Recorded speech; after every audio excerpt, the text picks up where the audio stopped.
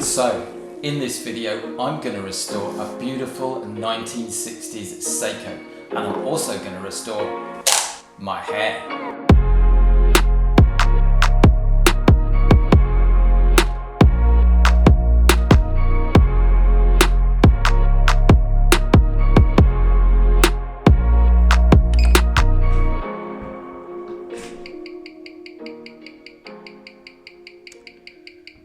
Okay, that's not good. Now, to restore a vintage Seiko, you're going to need some equipment, you're going to need some screwdrivers, you are going to need some tweezers, you are going to need some lubricants. In fact, you're going to need 5 different types of lubricant, and to put them on, you're going to need some oilers and little oil holders. You're going to need some Rodico and some pegwood, and then you're going to need a load of spare parts. Okay, so we've got some spare parts there, but that is not the most important thing, because actually you are also going to need some of this, some experience. And not only experience, you're going to need knowledge. Okay, and knowledge and experience together will give you the skill to do the job. Now, if you can have all of these parts right, but if you don't have the skill, or you don't have enough of it, then you are going to introduce this. There is going to be risk. The less skill you have, the more risk that you have. And here is the full Seiko 6600 movement, fully disassembled. It always goes under this kind of plastic case, and that's even before it has been cleaned, because I'm going to put the movement through the ultrasonic cleaner in a minute. You'll notice also that the dial is in its own special plastic container, as is the balance. But as I will show you later, the balance in this watch, the hairspring is pretty much shot. So I have ordered a new one, and here is the new Seiko balance, which excitingly I think is a sort of new old stock from the 70s. So we'll have a look at that in a moment. We've also got new crystal. We've got a new mainspring, which I tend to put in whilst I have got the movement open, and I got some new gaskets as well.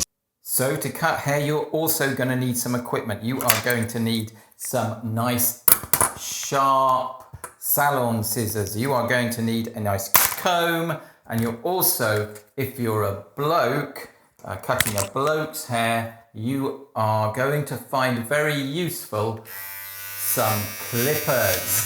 Now, cutting your own hair is very, very difficult. So you're also going to need a stylist. And in this video, the stylist is my wife, who will be very pleased that I put that picture there. Now, my real stylist is called Sarah, but that, guys, makes no difference. What really matters is that the stylist has some skill. And without skill, from knowledge and experience, you will get some risk. And so, which is going to turn out better, the watch or the haircut? And the first thing I do is pop the parts that are going to be cleaned into individual little cages like this. Now, this one is a coarse net, so some of the larger components would go in that one, and some of the very fine components I would put in a cage with a finer mesh like this one. So what we would do, is grab a component, and here we've got the main plate. I guess that could go in its own, but I like to put everything in together. This will still have the dial screws in it, and you don't want them working loose into the ultrasonic cleaner. And here then are the parts in the ultrasonic cleaner, and the thing I love about this machine and what a horrible noise the ultrasonic cleaner makes. So let's get rid of that and just let you know what's going on here. Essentially, I use two types of solution. It's not rocket science. One is called watch cleaning solution for ultrasonic cleaners, and the other one is called watch rinsing solution for ultrasonic cleaners. So that's pretty easy to get right. We put them in the basket there, and no heat required. So Helen, don't look at me, right? Look at the camera. The camera's right here. Tools. Show everyone the tools that you've got. Okay. What are they called? That's clippers. That's clippers. Hairdressing scissors. Hairdressing scissors. And a nice comb. How did you learn to cut someone's hair? I watched a video on YouTube. Okay, so that's great. We've got everything we need to go. Let's get on with the haircut. Let's go. And that is everything out of the ultrasonic cleaner now and rinsed and dried. And although I'm not using it, I did put in the spring. I've got a new spring to go in this watch, but just to show you just how shiny everything comes out of this ultrasonic cleaner. If I just get that in the light here now, just push this back slightly. If you just see this spring before it went in was caked in old grease and stuff, and now it is totally shiny.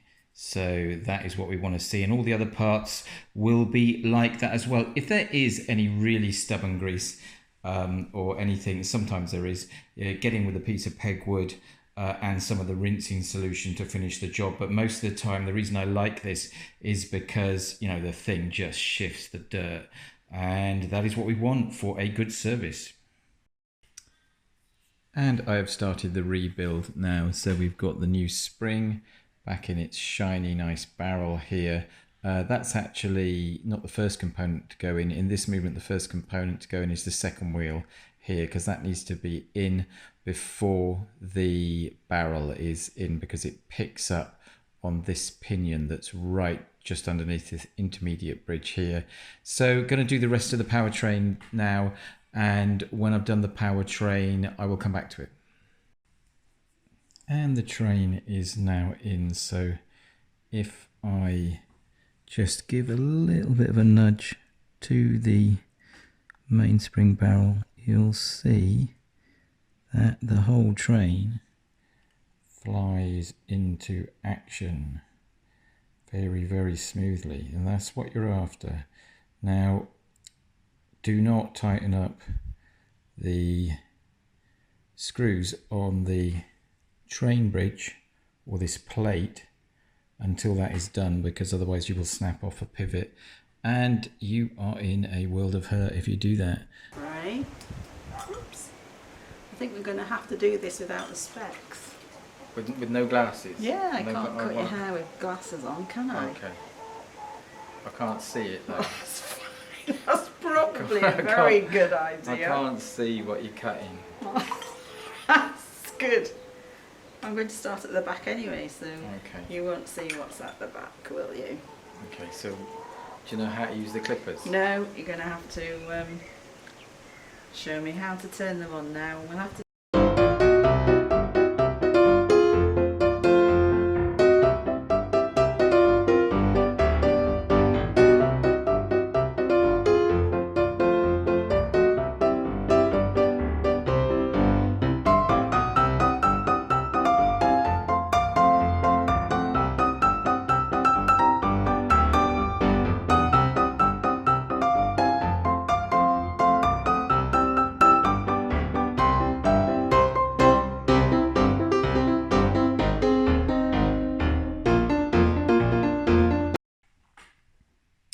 And nearly finished putting in the keyless works here. So good time just to check its operation. It's very, very simple in this instance because there is no calendar quick date change or no calendar works at all. So all the keyless works have got to do is transfer, or rather swap, between turning the intermediate wheel, which is this one here, and the driving pinion, which is right in here. So you'll notice if I pull the crown right out, the stem out, and spin it, the intermediate wheel will spin, and that is us when you pull the stem out to change the time on the watch, and of course that will interact with the motion work, the minute wheel and the hour wheel there.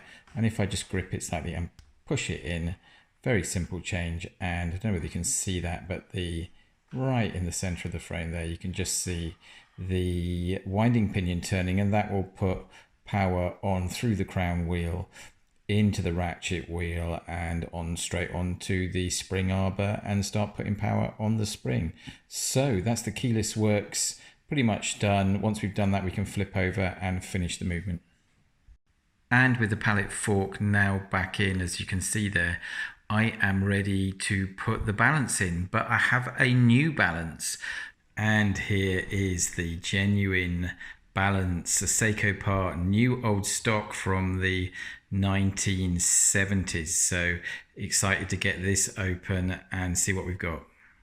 And I've just turned the packaging over to show you how carefully Seiko packaged these in a special sort of hard green translucent box back in the 70s. So this thing's been waiting to be opened for 50 years or more. So let's do that now and let's get it on the watch. And with the lid of the box now open, you can see that they've put this little protective piece of, it's like card around the top of the balance. You can see right in the center of the jewel there, right in the center of the frame there, the impulse jewel. Let me just come in on that a little bit closer. There you go. Look at that. And the service would not be complete without taking out the balance stones either side and also the escape wheel. So this is the locator for the shock protection on the bottom balance pivot, and I've taken out the stones and cleaned them if I can find them somewhere there. They are very, very tiny. Et voila, there we are with the clip back on, and it should be positioned right so that it has to travel as far as possible, either anti-clockwise or clockwise, for it to spring out. So that is the position right there. There is the new balance in, and as you can see, working nice and strongly there, and also nice and concentric rings on the hairspring. And here is the watch then on the time grapher, and in fact this is with the old balance backing, because I was having some difficulty getting some nice amplitude on the new balance. There was something definitely not right with the fit, so I had a go at putting the old balance back in, and as you can see, this is not a half bad trace. As a starting point at least. We've got an amplitude, just touching, getting on for 230 there. It always wants to be above 220. The timing, as you can see, is pretty damn good. It's just changed to 0 seconds a day as I say that. And the beat error is nice and low at 0.2. So this is looking really, really nice now. And there we have the new crystal in the case with the little rehaut insert there. Don't forget that. Otherwise you'll have to take the glass off again and put it in, as I just had to do. And we've got the movement on the dial there. So I'm now going to take the movement with the dial and pop the hands on and get it inside the case. Looking good now. And there under the glass on my watch bench is the current job, which is a Rolex 3135 service. But coming back to the matter at hand, here we have the finished Seiko Sea Lion 6600 movement, and I am very pleased with the way that this watch turned out. Just look at the way the light plays on that dial. It's keeping very, very good time, although it does have to go into test now for about 5 days before it goes to its new owner, because I put it in the shop and it lasted there for a matter of hours, and it's going to its new owner in France next week. So really, really chuffed about that. But what about the haircut? Okay, so the haircut is done and it's looking really good. Very, very good haircut. Thank you very much, Helen. You're welcome. So guys, which was better, the haircut or the watch, which of course is now on its way to my man Clement in France. So thank you for that. Guys, if you like my videos, then please subscribe. Please hit the little bell icon that's down there so that you're notified whenever I make a video. And if you like this video, give it a like. But for the moment, from here in a little town by the sea called Pembroke Dock in Wales in the United Kingdom, that's all I've got for you for the moment. So cheerio and God bless.